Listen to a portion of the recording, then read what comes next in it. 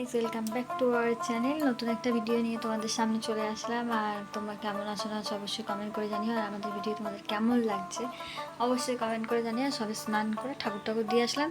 মানে একটুখানি বৃষ্টি গুড়ি গুড়ি পড়ছিল, তো ভাবছিলাম ঠাকুরটাকে পরে দেবো, তারপর ভাবলাম না, একবারে দিয়ে ঘরে উঠে যাই। তো সব কাজ কমপ্লিট করে নিয়ে একবারে ঘরে উঠে গেছি। দিকা হচ্ছে এখন ঘুমাচ্ছে, আর আমার কাজ করা স্নান টান করে সেরে নিয়েছি। নিয়ে এখন অন্তিকার ভাতটা বসিয়েছি, আর ওকে খাওয়ানোর আগে মাছ ভেজে দেবো।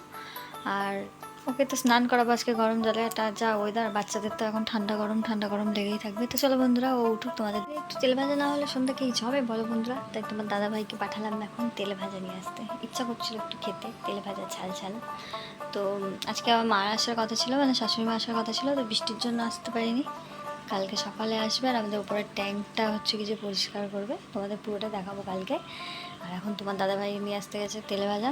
তো চলো আনুক, তারপরে আবার তোমাদের সাথে দেখাবো।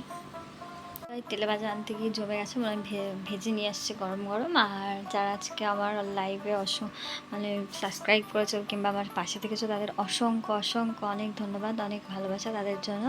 এরকমভাবে আমাদের পাশে থাকো, সাপোর্ট করো, আমরা যাতে এগিয়ে যেতে পারি। হ্যাঁ, মানে তোমাদের ভালোবাসা ছাড়া কিছুই না, আমরা জাস্ট আমরা একটা তো চলো। তো এখন দেখো, এখানে দুধ চা করবো। তোমাদের দাদাভাই তেলে ভাজা নিয়ে এসছে।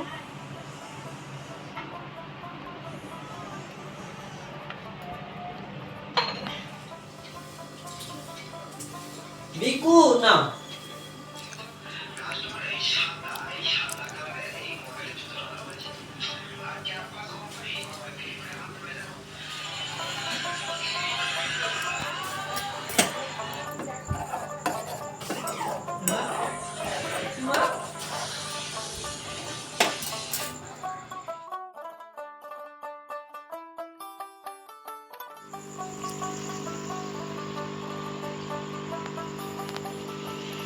তো বন্ধুরা দেখো, এখানে আমার পুরো সন্ধ্যাবেলার টিফিন রেডি। গরম গরম দুধ চা আর এদের সঙ্গে তেল ভাজা, একদম সন্ধ্যাবেলাটা পুরো জমে ক্ষীর হয়ে গেছে আজকে আমাদের। তোমরা সন্ধ্যাবেলা কি খেলে না খেলে অবশ্যই কমেন্ট করে জানিও। আর রাতে করবো শুধু আজকে ভাত, আর কিছু করার নেই। তো চলো বন্ধুরা, আমরা খেয়ে নিই, তোমরা আমাদের ভিডিও দেখতে। তো দেখো, ওখানে সন্ধ্যাবেলা আমি চাটা খেয়ে নিয়ে রাতে রান্না করেছিলাম দই ভেন্ডি, আর করেছিলাম মাছের মাথা দিয়ে আলু দিয়ে। মানে আমি করি তো ডালনা টাইপের, তোমরা কি বলো আমি জানি না। তো দই ভেন্ডি তোমাদের সাথে শেয়ার করলাম। আমি প্রথমে ভেন্ডিগুলো কেটে দিয়েছিলাম। তো কেটে রেখে নিয়ে ওর মধ্যে দিয়ে দিয়েছিলাম একটু বেসন মাখিয়ে নিয়েছিলাম। একটু দেখেছি রান্না করার আগে সবাই থেকে বেসনগুলো মাখিয়ে নেয় বেসন। তো আমি একটু বেসন মাখিয়ে দিয়েছিলাম, আর ফোড়নে দিয়েছিলাম কালো জিরে তেলের মধ্যে দিয়ে ভালো করে আগে ভেজে নিয়ে রান্নাটা বসিয়ে দিয়েছি একেবারে। কেননা দুটো তরকারি করবো, সময় লাগবে।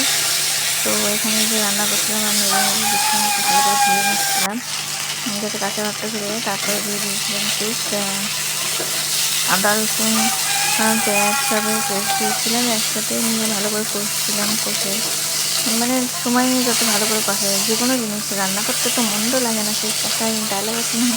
কিন্তু বাঙালি রান্নায় যত ঝামেলা, কোটোরে বাটোরে, তো রান্না করতে অনেক ক্ষেত্রে না অনেক কিছু যেরকম খেতে ইচ্ছা করে। দেখো কোটা বাছার ঝামেলা হয়তো খাওয়া হয় না। তো এদিকে আমি দইও নিয়ে নিয়েছিলাম, আর দইটা ফাটিয়ে নিয়েছিলাম। তো দইও দিয়ে দিলাম একেবারে। তো দিয়ে এবার আমি নাড়বো যাতে তলায় না লেগে যায়, সেই দিকটা খেয়াল রাখতে হবে। তো আমি সেটাই গ্যাসের আঁচ কমিয়ে দিয়ে সেটাই রান্না করছিলাম, আর আস্তে আস্তে করে। আর ওইটাও রান্না করছি। আর তোমাদের অয়ন্তিকা ঘুমাচ্ছিল, আর দাদা ছিল অসুবিধা ছিল না যদি উঠে যেত। আর অয়ন্তিকা না জ্বালায় না অতটা, যে ঘুম থেকে উঠে গেলে রান্না করতে দেবে না, এরকম কোনো ব্যাপার না। আর যে আমি লঙ্কা গুঁড়ো, ধনে গুঁড়ো আর দিয়েছিলাম মানে একটু হলুদ গুঁড়ো, পরিমাণ মতো নুন দিয়ে আবার ভালো করে কষতে লাগলাম। তো অনেকদিন ভাবছি লোটে মাছ খাওয়া হয় না, তো ভাবছি একদিনের মধ্যে লোটে মাছ রান্না করবো। তো তোমরা লোটে মাছ কে কে খাও অবশ্যই কমেন্ট করে জানিও। আর কে কীভাবে খাওয়া, আমি আলু দিয়ে মানে পুরো কষা কষা করে করি। মানে অনেকে দেখি আলু দিয়ে নাড়ে না বেশি, মানে পুরো গোটাটাই রান্না করে খায়। তো আমরা পুরো ঝুড়ো করে দিই গোটা, মানে কাটা টাটা সব একসাথে মেখে যায়, মানে কাটা আলাদা করে আর বাছি না। তো এখানে জল দিয়ে ভালো করে কষে নিচ্ছিলাম দইটা আমি আরও, যাতে মশলার কাঁচা ভাবটা গন্ধ না থাকে, তাই জন্য আমি ভালো করে করছিলাম। যে কোনো জিনিস রান্নাবান্না মানে তুমি একটু সময় নিয়ে ধীরে ধীরে করবে, সেই রান্নাটা খেতে ভালো হয়। কিন্তু সব দিন হয়তো এক হয় না, কিছু কিছু দিন খারাপ হতে পারে, প্রতিদিন তো ভালো হবে তাহলে জানো। তুমি যেদিনকে ভাববা যে রান্নাটা ভালো হবে, সেই দিনকে হয়তো সেই রান্নাটাই কতটাই খারাপ হয়ে যায়। কিন্তু এক একটা আবার তাড়াতাড়ি রান্নার টেস্ট কিন্তু অসাধারণ হয়। তো এখানে আমি কষিয়ে নিচ্ছিলাম তাড়াতাড়ি করে, কেননা হচ্ছে দুটো তরকারি করতে টাইম লাগবে বলে, তাই পছন্দ করছে অবশ্যই কমেন্ট করে জানি। তো এদিকে আমার কষা হয়ে গেছে প্রায়, আর জল দেবো না ভাবছিলাম, তো সেটার জন্য ঢেকে ঢেকে করছিলাম। মানে খুব কম জল পরিমাণ মতন জল দেবো, বেশি দেবো না। এই তরকারিটা বেশি ঝোলতে রাখছে না, মাখো মাখো করে দেখেছি আমি। আর এর আগেও আমি অনেকবার করেছি, এটা প্রথম না যে দই ভেঙে আমি প্রথমবার রান্না করছি। আমি এর আগেও করেছি, তো সেটার জন্য হচ্ছে জানি যে টুকটাক আমি সব কিছু পারি। বন্ধুরা মোটামুটি সব কিছু বলবো না, সবাই সব কিছু পারে না।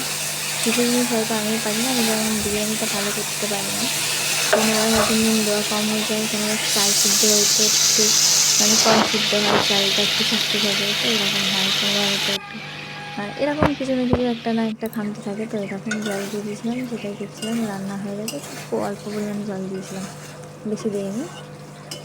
তো আমি তরকারিটা চেয়েছিলাম মাখো মাখো করতে, মানে গায়ের সাথে বেশি মশলাটা বেশি লেগে থাকবে এরকমভাবে করতে চেয়েছিলাম। তো রেডি হয়ে গেছে এখানে আমার দই ভেন্ডি, আর হরিকে বসিয়েছিলাম চা খাবো বলে, তো চাও হচ্ছিলো।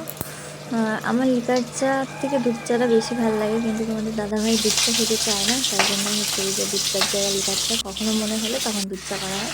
তো আমি আরেকটা তরকারি করবো বলছি, মাছটা ভিজিয়ে নিলাম, মাছের মাথা দিয়ে আলু দিয়ে ডাল্লা টাইপের করবো, কষা মতন করে মুড়োটা ভেঙে দেবো। আমি আগে এই রান্নাটা করতাম, মাছের মাথার ওই যে মাঝখানে যে দাগটা থাকে সেটা মানে আমি গোটা রেখে দিতাম, পুরো ভাঙতাম না।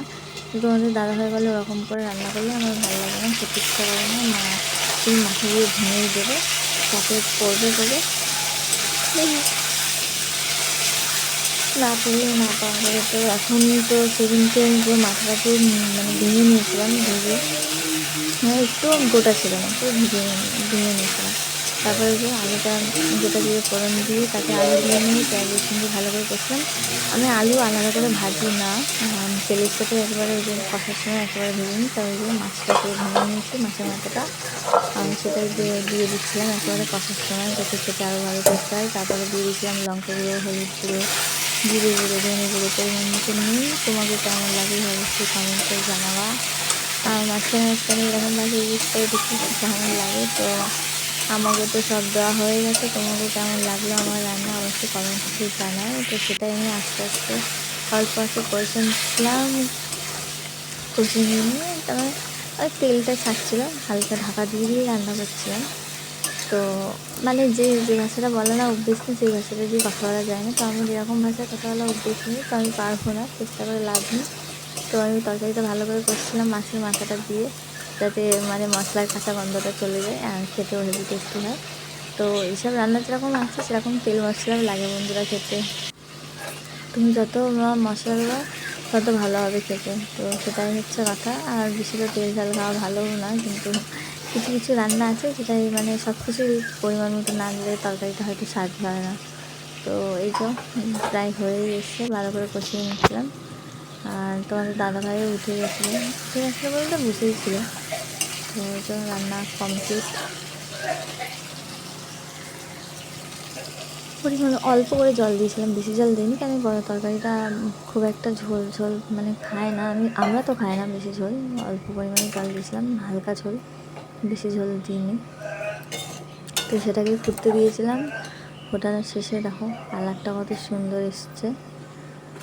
তো মানে যে কোনো তরকারি কালার দেখেই হচ্ছে কিছু বোঝা যায় তরকারিটা কত সুন্দর খেতে হয়েছে। তো দেখো তারপরে আমি গরম মশলা দিয়ে নিয়েছিলাম, দিয়ে ভালো করে নাড়িয়ে নিলাম, দেখছিলাম আলুগুলো গলে গেছে, যে দেখি আলুও গলে গেছে। পুরো রান্না আমার এখানে কমপ্লিট। তো চলো বন্ধুরা, টাটা বাই বাই। আমার রান্নার ভিডিও কেমন লাগলো অবশ্যই কমেন্ট করে জানাও। তোমাদের ভালো লেগে থাকে অবশ্যই বেশি বেশি করে লাইক, কমেন্ট অ্যান্ড সাবস্ক্রাইব করে পাশে থাকবেন বন্ধুরা।